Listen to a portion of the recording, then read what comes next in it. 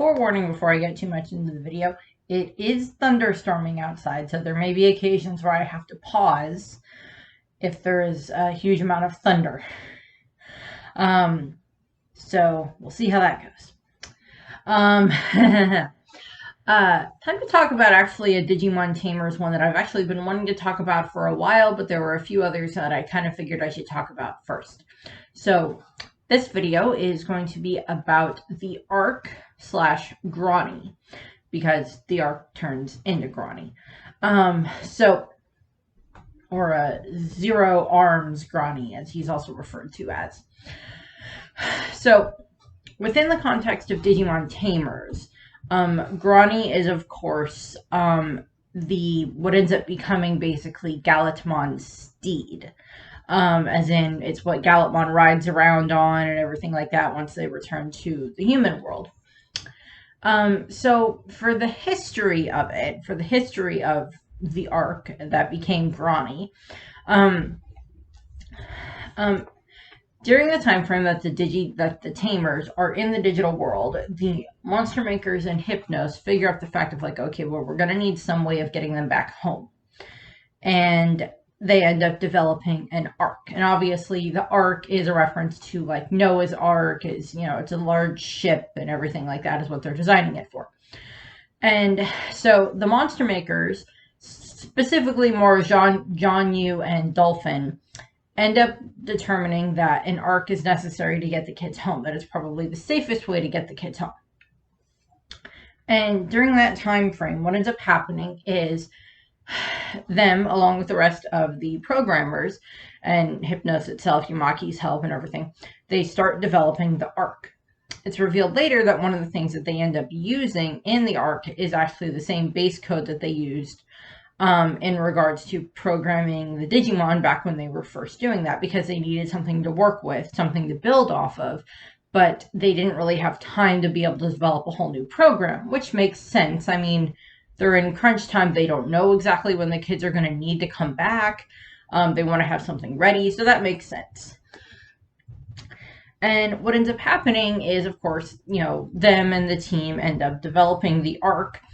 And then because the Hypnos system actually does not have enough computing power to be able to determine everything on its own, they end up actually needing to enlist the help of people all over the world.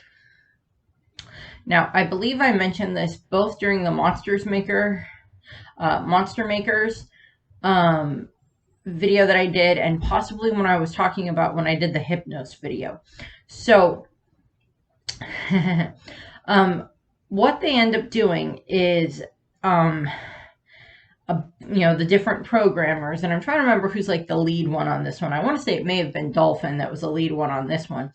He sends out a message to people all over the world, and he's like, okay, there's a bunch of kids that are trapped, and we need your help to be able to have the computing power to be able to find them. And so it's a little bit like a chainmail type of a thing. And Rika's grandmother actually ends up being a part of this. She actually ends up getting the email, and she knows that it's about Rika and the others, Rika and the rest of the kids. And she's like, okay, well, I'm gonna help. I'm gonna, offer up my computer's computing power. And it's kind of basically what ends up happening is they have all of these different computers all over the world, even, like little dinky ones that they would have had at that point in time that have like whose computing power and storage power pale in comparison to what we have now. Compare in comparison to even what's on our phones at this point in time.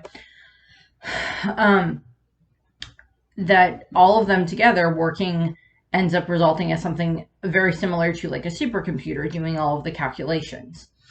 And they end up, using those calculations to be able to determine, okay, so first they need to like materialize the Arc within the digital world. Okay, they do that, and we get the nice design of the Arc. It's white and yellow, and it's not really flashy. It's not designed to be flashy. It's designed to be practical of get the kids, have the kids inside, use the tethers that are attached to the Arc to form a, like a rail ramp for them to get back to the real world.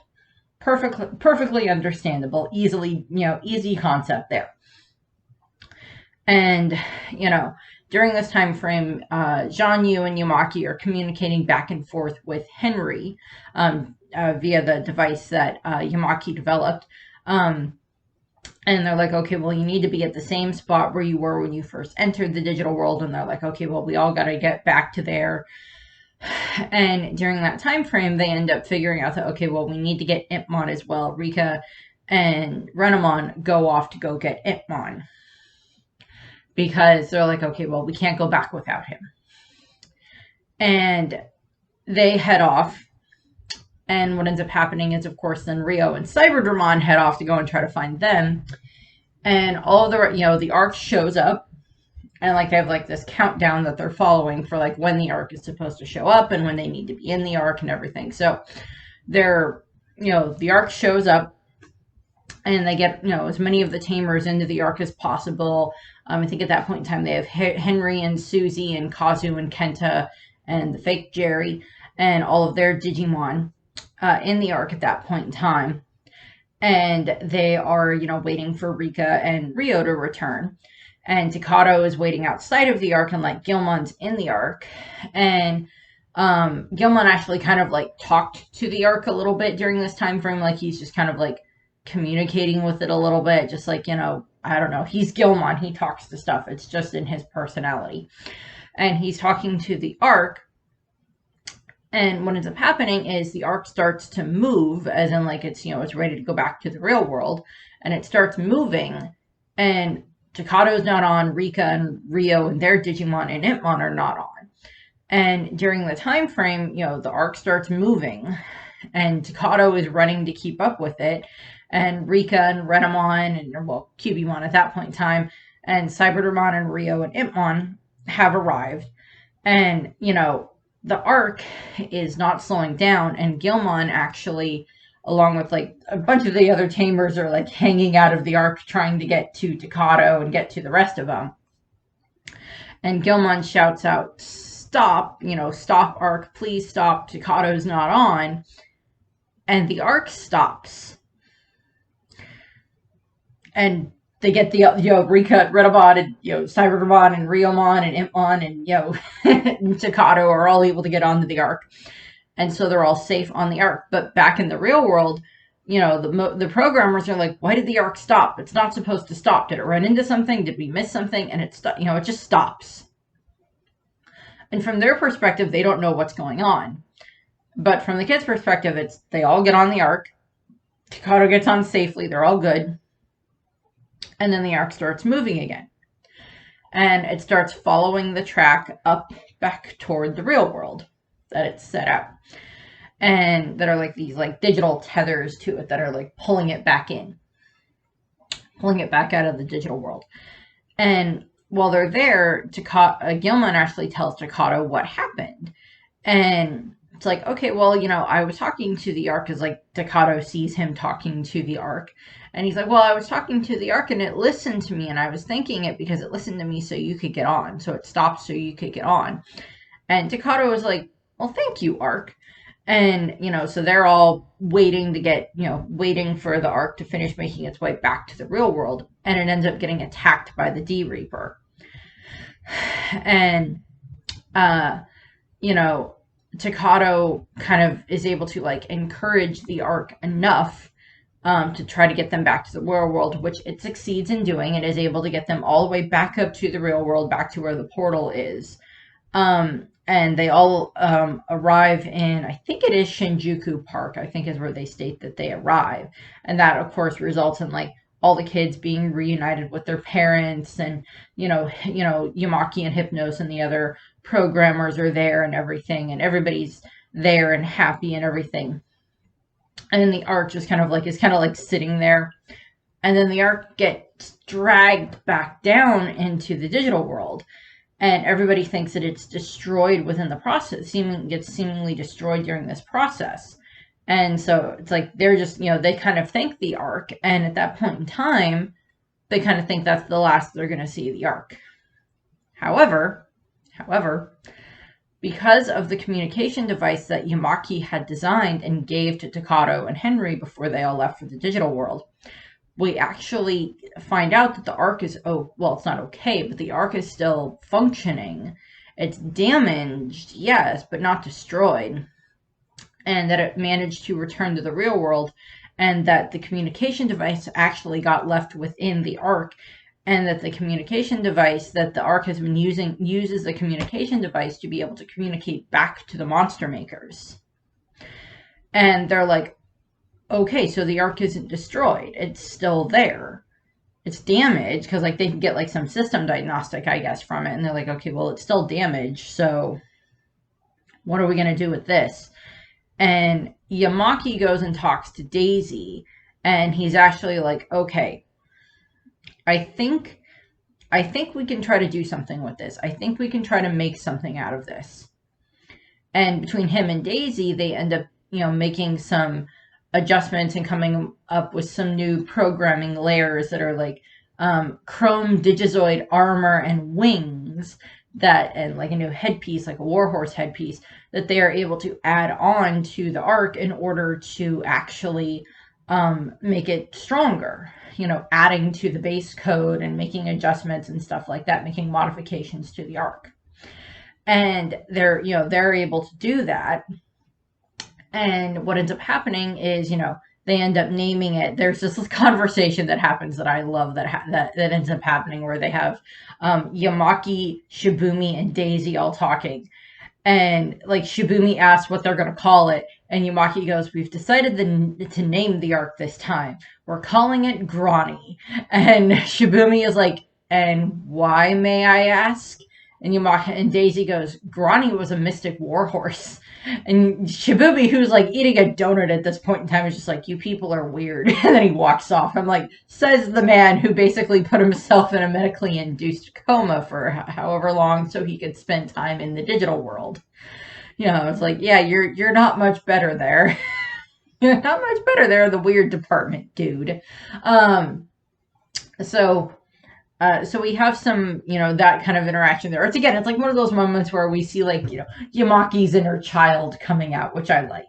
As I stated, Yamaki, Itmon, and Rika are like the three characters that really go through this biggest character development throughout the story. And this is just one of those moments where you see how far Yamaki has come in regards to the fact that, at the beginning of the series, he would have cared nonetheless whether or not this Ark survived or not, whether or not this thing was still there. He would have just seen it as a nuisance. It's like, it served its purpose. It's gone. I don't care. He wouldn't have cared. Yamaki at this point in time he's developed, compassion for the kids and for the digital world and for the Digimon.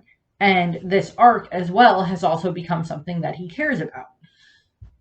Yes, admittedly, they have this, they're planning on using it as a weapon against the D Reaper. So that makes perfect sense there too, that it's like, okay, there's this giant evil D Reaper thing that has appeared within the human world. And the Ark, now Grani, could be something that is very useful in regards to trying to destroy it, to defeat it, to fight it back.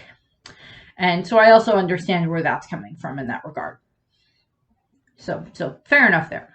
But what ends up happening is during this time frame, I think this is when they're having to deal with when Jerry's father runs out, and Takato and Eureka and Renamon and their Digimon and some of the others are there.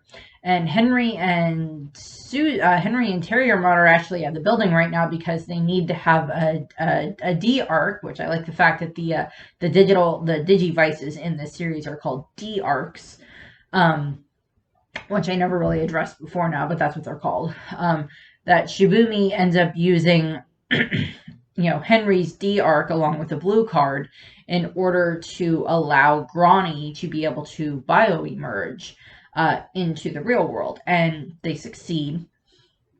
But at first, it's not really able to move. It's not really doing anything. It's like it hasn't quite fully been given full autonomy yet, full, ability to, communicate, move, that type of thing. It's not fully there yet.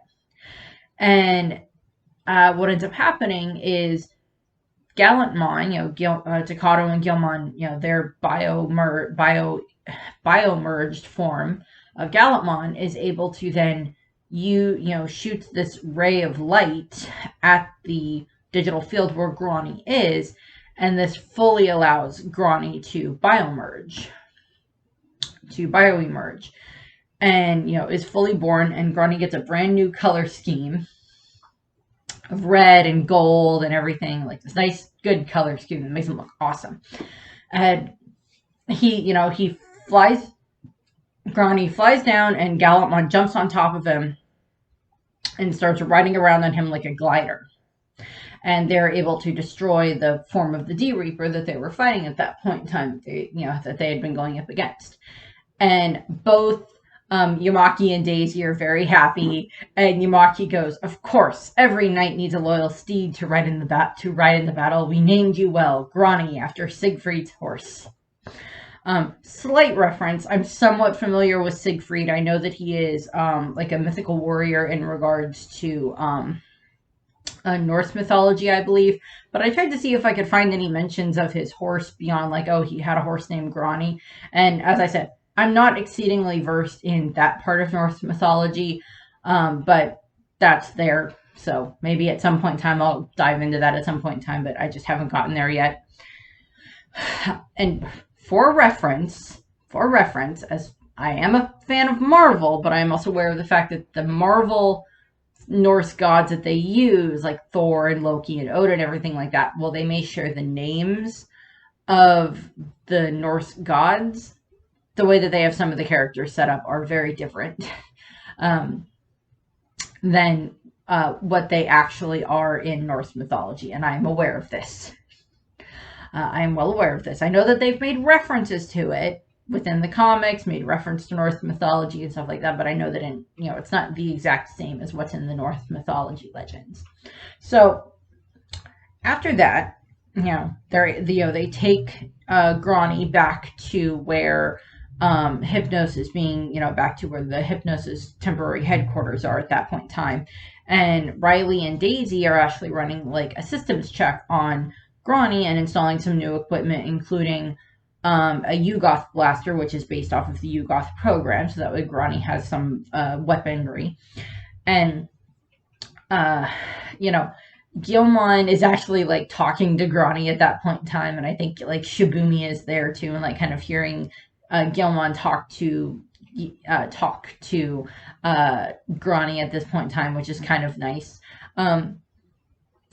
And what ends up happening is, as Daisy and Riley are going through the equipment and installing it and everything, they end up finding recorded images of the battle that is currently going on within the digital world against the D Reaper. So we see, as the kids end up seeing these images of, they spent a good chunk of time, even if it was only like a week or 2-3 weeks. I don't remember if we get an exact answer for how long they were in the digital world, but for the amount of time they were there, the digital world, for the way that it was set up and everything, had a major impact on them. They made friends while they were there and everything. And of course, in regards to, Lopmon, and in regards to any of the Digimon that actually had come from the digital world, seeing their home be destroyed by the D Reaper is a very shocking and heart-wrenching thing to watch. And so we see these images of the digital world, of how it's just being destroyed by the D Reaper, and we see the Sovereigns trying to battle against it as much as they can. And that's just something else that helps like fuel the kids' determination in order to defeat the D Reaper within, the D Reaper part that's in the real world, so that way they can then end this battle and save the digital world and save the real world and everything.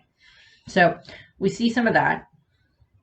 As I said, they install the Yugoth program inside of it as like a Yugoth blaster, and this allows it so that way Grani is able to kind of assist Gallantmon in destroying parts of the D Reaper's shields and everything like that, including certain shields that are around what is basically its brain. Then we have another battle that ends up resulting in, this is coinciding with when Beelzemon is trying to get Jerry out of the D Reaper's brain, and almost succeeds, but, kind of stumbles at the last minute through not necessarily his fault, but, Jerry's PTSD kind of kicking in at that point in time, which is understandable. fully understandable. And, Beelzemon ends up getting nearly killed and de-digivolving back to Impmon, and Grani is actually the one that saves him from falling to his death and then returning Impmon to Sakuyamon. So Grani helps with that. And then later, during the final battle with the D-Reaper, is when we actually kind of have like Grani's kind of last stand of what happens. And basically what ends up happening is during this battle, we have Rika and Henry and Cyberdramon, Justimon, off over in one area trying to deal with what would be the D-Reaper that's coming in from the digital world.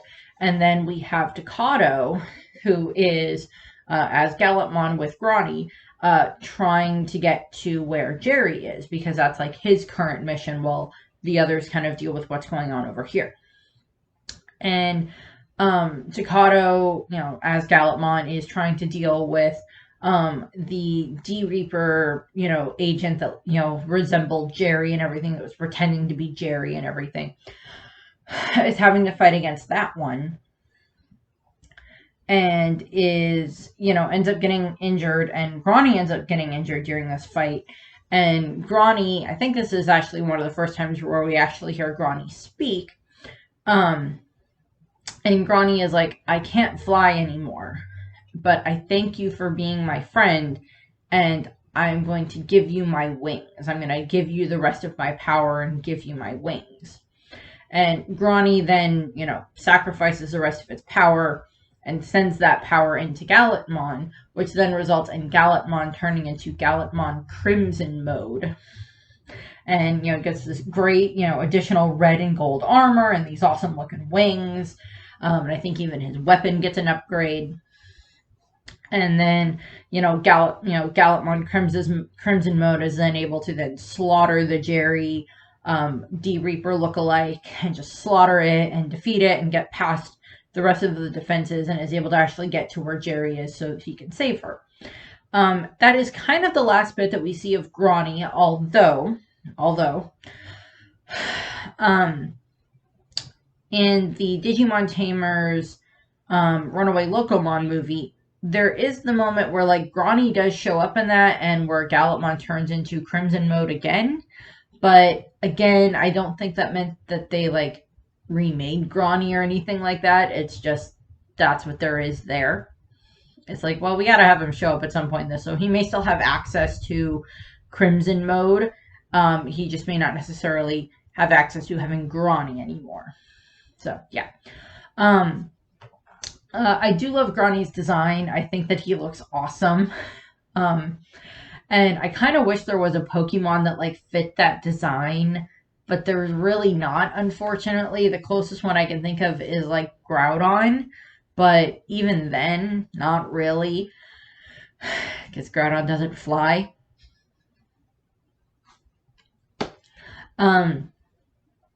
So yeah, I've always liked Grani's design throughout the course of, Digimon Tamers. At the end when we get to see him, I really like his design.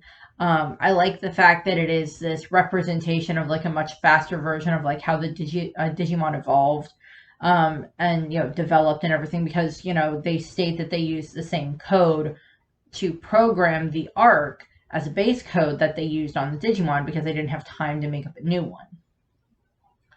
And then in that process, being exposed to the Tamers and everything like that, Grani is able to become sentient. The ARC becomes sentient, and then that becomes Grani when, Daisy and Yamaki end up adding the additional systems to it and the additional modifications to it. That it is then able to, help and fight and be a companion to Gallopmon. Also, I mean, wouldn't you like to have like a giant digital, flying looking dragon riding surfboard type thing? I would. I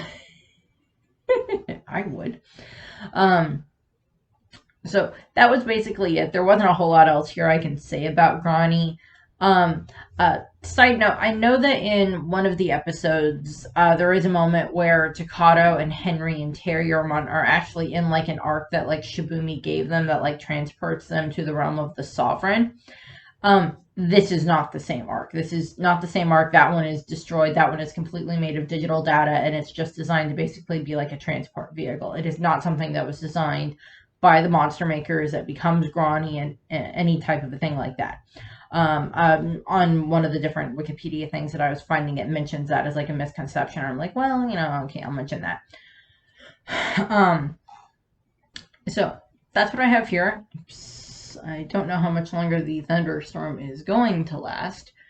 We're kind of in a drought still here in Nebraska, so I mean, like, we kind of need the rain, but it's also rained a lot the last week or so. And, if it rains too much, then the ground can't absorb the water. And if the ground can't absorb the water, then we have more flooding, and that's not good. And that causes more damage, and yada, yada, yada, yada, yada, yada.